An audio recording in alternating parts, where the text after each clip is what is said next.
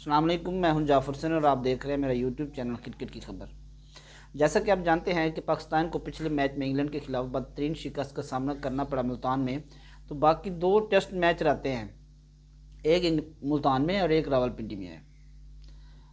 तो अब selection committee sir जोड़ के बैठ गई है कि क्या कोई तब्दीलियाँ करनी है पाकिस्तानी क्रिकेट टीम में।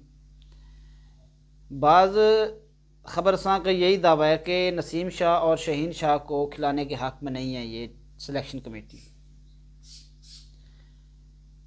उसके अलावा भी तकीब उस्मान खां हो गया, फ़खर जमा हो गया, दो तीन बैट्समैन की भी चेंजिंग होनी है। 3-4 चेंजिंग पाकिस्तान टीम में होनी है एक शिकस्त के बाद।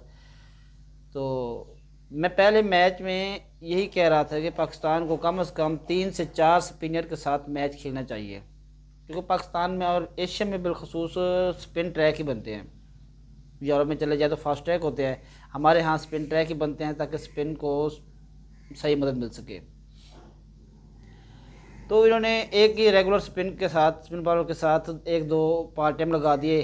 मैच का जो आपने देखा रिज़ल्ट वो आपके सामने है। तो आगे दो मैच हैं, दो मैचों की इन्होंने तैयारी करनी है।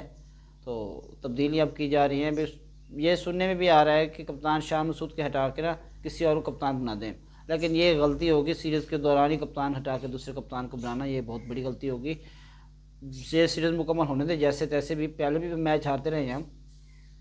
तो सीरीज़ मुकम्मल होने के बाद ही आप तब्दीली करें, जो भी कप्तान नया बनाना है। सिलेक्शन कमेटी का हाल यही है कि दुनिया में किसी भी मुल्क में किसी बोर्ड में चले जाएं, किसी भी बोर्ड में एक या दो सेलेक्टर होते हैं। अगर दो सेलेक्टर होंगे तो उनका एक हेड होगा, चीफ सेलेक्टर होगा एक। और हमारे यहाँ आपको मैं ये खबर बताता चलूँ जो कि किसी ने नहीं बताई आपको, पिछले 2.5 साल में 26 सेलेक्टर हुए हैं मेरे चेंज। 2.5 साल में 26 सेलेक्टर चेंज किए हमने।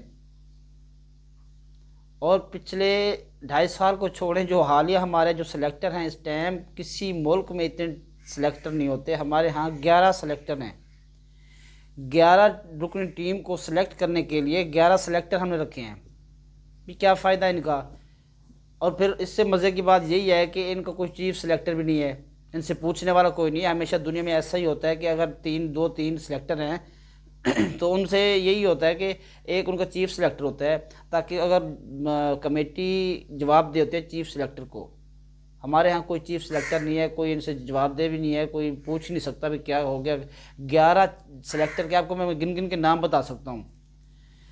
एक हो गया सर नदीम डार हो गया, अजहर महमूद हो गया, अज़हर अली, आकिब जावेद, असद शफीक, एहसन चीमा, नदीम जान, उस्मान वाला, बिलाल अफजल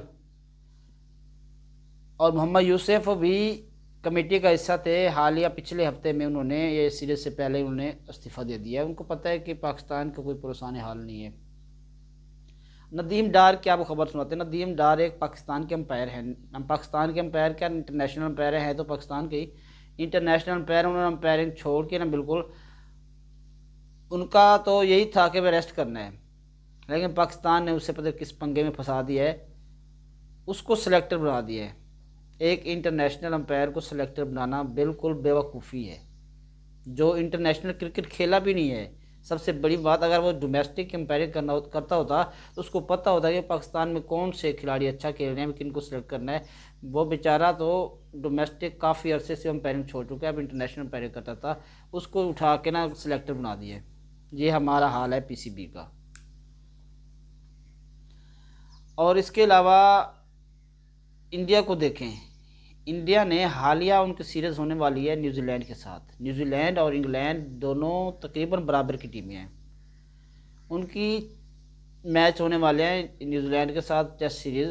उन्होंने जो अपना खिलाड़ियों का ऐलान किया, 4 रेगुलर स्पिनर का ऐलान किया उन्होंने। हम भी उनसे सीखें कुछ। अगर एक स्पिनर खिलाएंगे तो कोई फ़ायदा नहीं है। हमारे पास ना फास्ट बॉलिंग है ना स्पिन बॉलिंग है। स्पिन बॉलर हैं तो वो बाहर बैठे, उनको मौका नहीं दे रहे। जो उनके इंग्लैंड के हैं ना क्रिस वॉक्स, उन्होंने अपने चैनल को एक इंटरव्यू देते हुए ये कहा है कि पाकिस्तान होम ग्राउंड में खेल रहा है। अब इनकी मर्ज़ी है कि जैसे फास्ट ट्रैक बनाए या स्पिन ट्रैक बनाए, तो हमने तो खेलना ही खेलना है। एक मैच तो भाई हम जीत गए, बाकी 2 मैचेस हैं जो मेहमान टीम होती है, मेहमान टीम होती है वो एक मैच जीत गई इनकी, इंग्लैंड वाली। तो मेज़बान को हमेशा हक यही होता है कि वो अगर एक मैच हार जाती है, उसके बाद अगर 2 मैच बाकी हमारे रह गए, तो वो कम से कम उनकी कोशिश यही होगी कि एक मैच हम जीत जाएं, उसके बाद दूसरा बेशक ड्रा हो जाए, सीरीज़ बराबर कर दें। उसके लिए इनको यही चाहिए कि अपनी मर्ज़ी का ट्रैक बनाइए। मर्ज़ी का ट्रैक क्या बनाएंगे, पाकिस्तान के 9% इनके पास अगर स्पिन ट्रैक बनाते हो तो फंसते हम, क्योंकि हमारे पास रेगुलर स्पिन बॉलर नहीं है, 1 या 2 के अलावा वो है नहीं। वही 1-2 अगर रेगुलर खिलाएं तो पता चलेगा पाकिस्तान की टीम किस पानी में है। और फास्ट बॉलिंग के हालात देख रहे हैं, हमारे नसीम शाह बेचारे थक जाते हैं, शहीन शाह भी कोई परफॉर्मेंस नहीं है। लिहाजा फास्ट ट्रैक बनाएं तो भी उन्हीं के बॉलर हम पे हावी होंगे, अगर स्पिन ट्रैक बनाएं तो भी उन्हीं के बॉलर हम पे हावी होंगे। ये सीरीज़ तकरीबन डूबती नज़र आ रही है। और पिछले मैचेस की कारकर्दगी देखें पाकिस्तान की, 9वें नंबर पे पाकिस्तान पहुंच गया है। जो किसी दौर में मिसबा उल हक के दौर में पाकिस्तान की टीम नंबर 1 रही है टेस्ट में, अब वही पाकिस्तान की टीम 9वें नंबर पे पहुंच गई है। इसकी क्या वजूहात क्या हैं भाई? 2-2.5 साल में कौन से हमें सामने डंग मारा कि हम 9वें नंबर पर पहुंच गए? पहले नंबर वाली टीम 9वें पे पहुंच गई है। मिसबा के दौर में हाँ 3-4 हमारे पास रेगुलर स्पिन बॉलर होते थे, यासिर शाह होता था, रहमान होता था, उसके अलावा 1-2 और बॉलर थे, जुल्फ़िकार बाबर हो गया।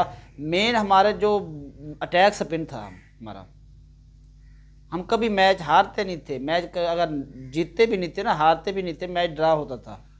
अब हमारी यही सिचुएशन है, हमारे पास स्पिन बॉलर नहीं है। फास्ट बॉलर हैं तो अगर फास्ट बॉल ट्रैक बनाते हैं तो पता नहीं होता भाई कैसी पिच बनाते हैं, दूसरे दिन ही वो स्पिन बॉलर को मदद देती है। तो ऐसी कोई हिकमत अमली इनको तरतीब देनी चाहिए कि मेज़बान टीम है, अपनी मर्ज़ी से कम पिच बना सकते हैं। आपके पास अगर स्पिन अटैक है तो स्पिन अटैक बनाएं, स्पिन अटैक के मुताबिक ही पिच बनाएं। अगर फास्ट अटैक है आपके पास तो उस फास्ट के मुताबिक बनाएं। देखें अगर फास्ट खिलाते हैं तो कम से कम 4-5 बॉलर खिलाएं। अगर स्पिन की पिच बनाते हैं तो 3 रेगुलर बॉलर आपके पास होने चाहिए जो आपके मदद दें मैच जीतने के लिए। 2 मैच पड़े आगे, देखते हैं क्या होता है। तो उस वक्त तक मुझे इजाज़त दीजिए। अल्लाह हाफिज़।